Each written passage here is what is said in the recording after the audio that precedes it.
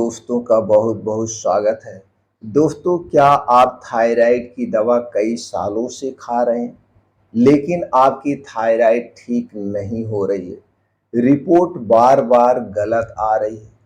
तो दोस्तों, इसके पीछे के छुपे हुए कारण को जानना बहुत ज़रूरी है। तो आज के वीडियो में मित्रों हम जानेंगे थायराइड क्या है, थायराइड क्यों बिगड़ती है और थायराइड में हमें क्या खाना चाहिए, क्या नहीं खाना चाहिए, थायराइड क्यों होती है, इसके होने का क्या कारण है। मित्रों, जिस दिन आप कारण को समझ जाएंगे और उस कारण को आप हटा देंगे, निवारण अपने आप हो गया। जैसे आपका परिवार में किसी से झगड़ा है, मनमुटाव है, चाहे वह परिवार हो, चाहे वह पड़ोसी हो, चाहे वह रिश्तेदार हो, जब आप उनके साथ बैठ करके उस समस्या पे बात करेंगे और दोनों लोग अपनी अपनी बात रखेंगे और अपनी गलती को स्वीकार कर लेंगे, तो मनमुटाव, वो झगड़ा समाप्त हो गया, यानी कारण ही हट गया। तो दोस्तों, एकता हो गई, भाईचारा हो गया। उसी तरह से आयुर्वेद कहता है, जब आप बीमारी के कारण को समझ जाते हैं और जिस कारण से वो बीमारी हुई है उसी कारण को हटा दीजिए, निवारण तो अपने आप हो गया। आपका शरीर इतना शक्तिशाली है कि हर बीमारी को ठीक कर लेता। जो भी हम दवाएं लेते हैं अपने मन की संतुष्टि के लिए लेते हैं, बाकी तो हमारा शरीर खुद ब खुद बीमारी ठीक कर लेता है। अगर आपको नहीं विश्वास है, कभी भी आपको कोई भी समस्या हो, तो आप अपने मन से कहिए, मेरा शरीर पूर्ण रूप से स्वस्थ है, निरोग है, मुझे कोई बीमारी नहीं है। बस संयम रखिए और जिस कारण से जो बीमारी हुई उस कारण को हटा दीजिए, अपने आप आपका शरीर निरोगी हो जाएगा।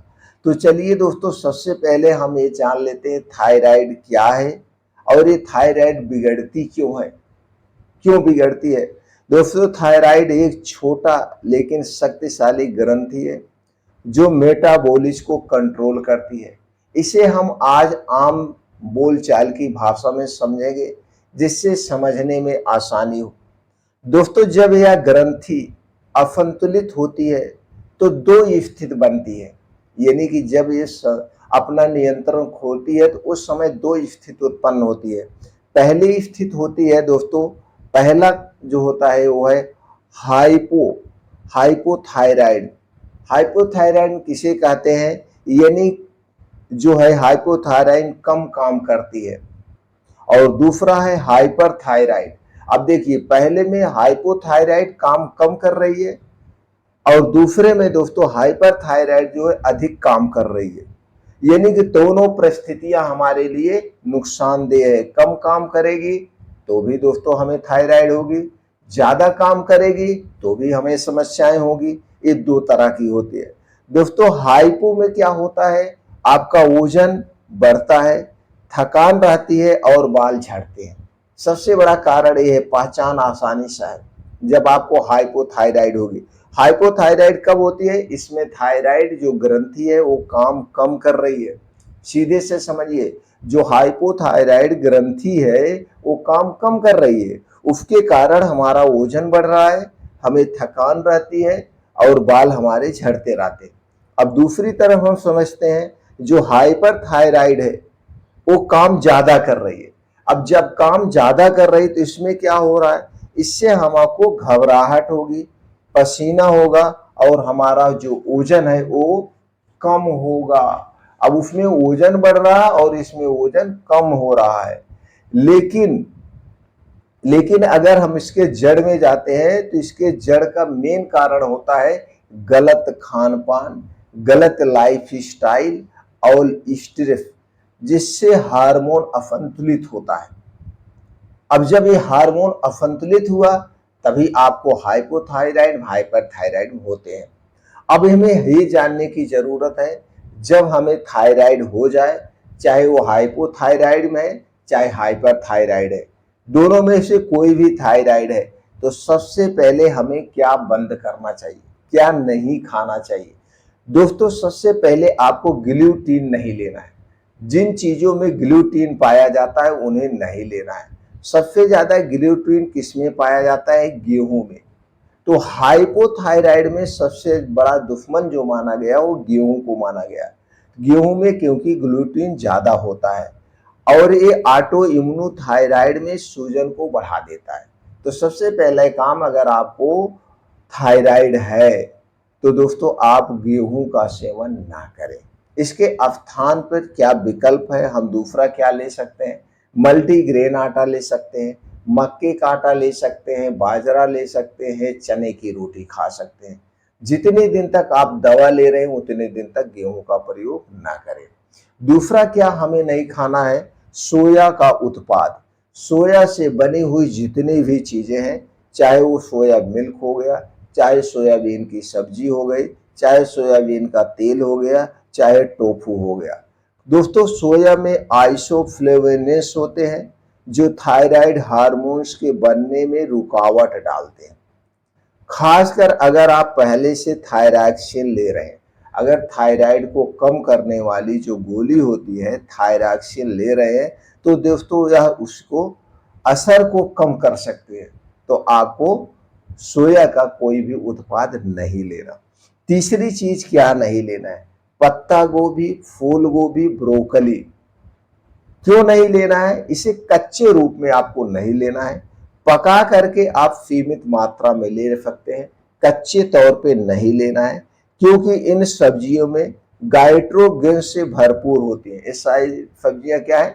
गाइट्रोजिन से भरपूर होती है जो आयोडीन के अवशोषण में बाधा डालती है, खास करके दोस्तों हाइपोथायराइड में ये हानिकारक सबसे ज्यादा मानी जाती है।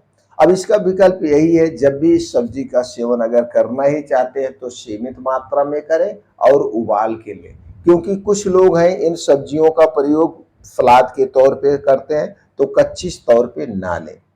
अगला क्या चीज हमें बिल्कुल भी नहीं खाना चाहिए? ये हमारे शरीर के लिए स्वीट पॉइजन का काम करता है। किसी भी बीमारी में, और अगर आपको नहीं भी कोई बीमारी है तो भी इन चीजों का सेवन मत करिए, आप हमेशा स्वस्थ और निरोग रहेंगे। पूरी जिंदगी के लिए सबके लिए जहर का काम करता है वो है चीनी और प्रोसेस्ड किया गया फूड। चीनी, मैदा, प्रोसेस्ड किया गया फूड और रिफाइन किया गया तेल, पाम ऑयल, ऑयल, ये सारी चीजें सबसे खतरनाक हैं।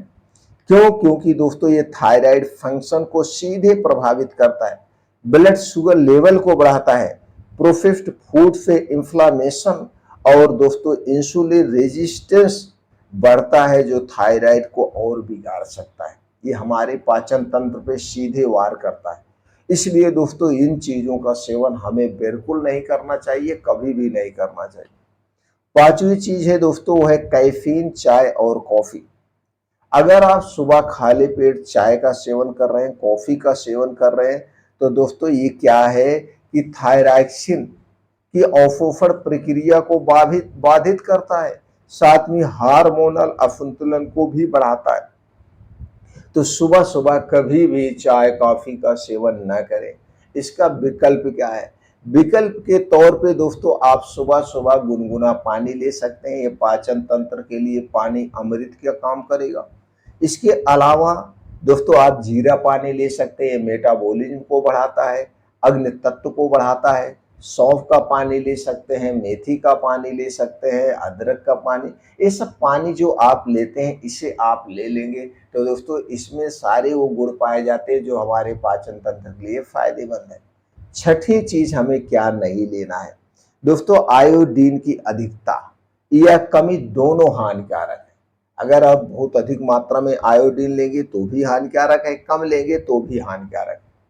तो दोस्तों कुछ लोग हैं थायराइड के नाम पर आयोडीन सप्लीमेंट्री खुद से लेना शुरू कर देते हैं, जो कि सबसे बड़ी गलती करते हैं। आयोडीन की अधिकता हाइपरथायराइडिज्म की वजह बन सकती है। इसका विकल्प क्या है? विकल्प यही है, अगर आपको थायराइड की समस्या है तो आप हमेशा डॉक्टर की निगरानी में ही आयोडीन ले, अपने इच्छा अनुसार आयोडीन ना ले। नहीं तो दोस्तों सेंधा नमक का प्रयोग करें। सेंधा नमक में 85 प्रकार के मिनरल्स पाए जाते हैं, सबसे बेस्ट नमक माना जाता है। अब इसका आयुर्वेदिक समाधान क्या है? अगर आपको थायराइड ठीक करना है तो इसका आयुर्वेदिक समाधान क्या है? इसका समाधान है, सबसे पहले आप अपने लाइफ स्टाइल में बदलाव करिए, अपने दिनचर्या में बदलाव करिए। दिनचर्या की बात करें तो सबसे पहले रात के खाने पे ध्यान दीजिए। रात का खाना आपको हर एक बीमारी से मुक्त रख सकता है।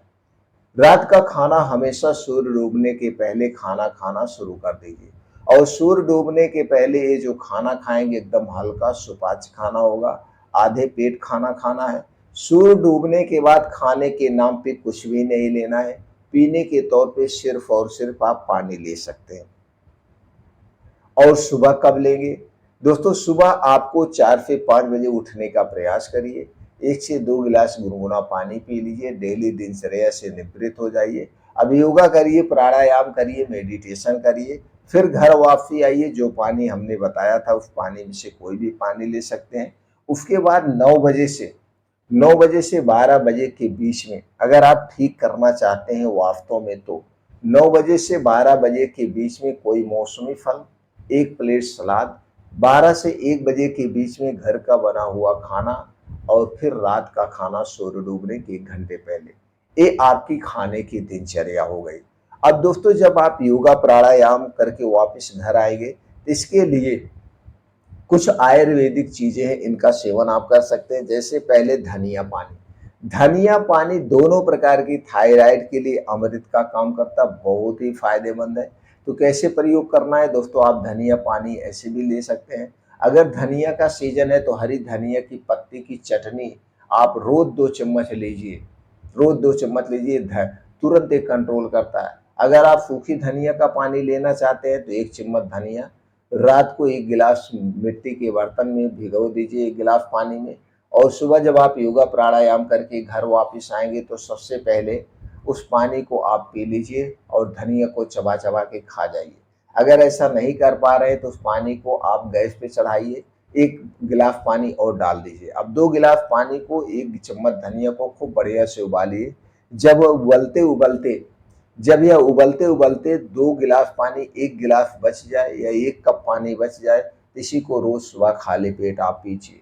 ये सबसे बेस्ट तरीका है और ठीक करने का थायराइड। ये हो गया दोस्तों। आपको अगर कब्ज की शिकायत है, बहुत ज़्यादा गैस एसिडिटी बनती है, आपके शरीर का वात पित्त कफ डिस्टर्ब हो गया है, तो रात में खाना खाने के 2 घंटे के बाद 1 चम्मच त्रिफला चूर्ण लीजिए। त्रिफला चूर्ण डिटॉक्सिफाई करने का काम करता है, आपके मेटाबॉलिज्म को बढ़ाएगा, गैस कब्ज एसिडिटी को दूर करेगा, शरीर के वात पित्त कफ को बैलेंस करता है। तो रोज रात में खाना खाने के 2 घंटे के बाद 1 चम्मच त्रिफला चूर्ण गर्म पानी के साथ आप लीजिए।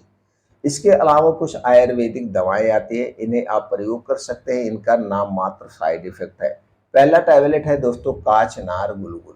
काचनार गुलगुल दोस्तों आप ये क्या काम करता है? एक ग्रंथि को संतुलित करता है। तो आप किसी भी आयुर्वेदिक डॉक्टर से संपर्क करके भी ले सकते हैं। वह दोस्तों या 3-4 महीने आप इसे अपने आप भी ले सकते हैं। एक एक टैबलेट सुबह शाम गुनगुना पानी के साथ खाना खाने के 1.5 से 2 घंटे के बाद। अश्वगंधा भी दोस्तों थायराइड में बहुत ही फायदेमंद है। अश्वगंधा हार्मोन बैलेंस करता है और तनाव को घटाता है।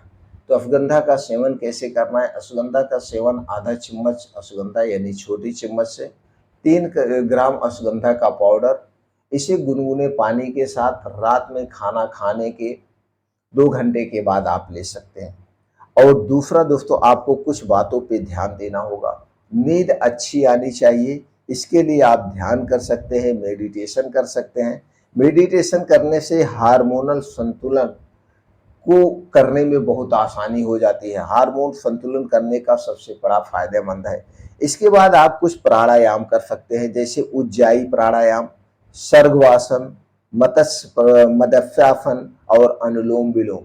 ये जो योगा प्राणायाम है ये बहुत ही फायदेमंद है उसे ठीक करने में। तो दोस्तों इनका सहारा लेकर के इस तरह से आप थायराइड को अपने आप कंट्रोल कर सकते हैं, ठीक कर सकते हैं, दवा से मुक्त रह सकते हैं। इसके अलावा अगर आपके मन में कुछ और प्रश्न है तो कमेंट सेक्शन के माध्यम से पूछ सकते हैं।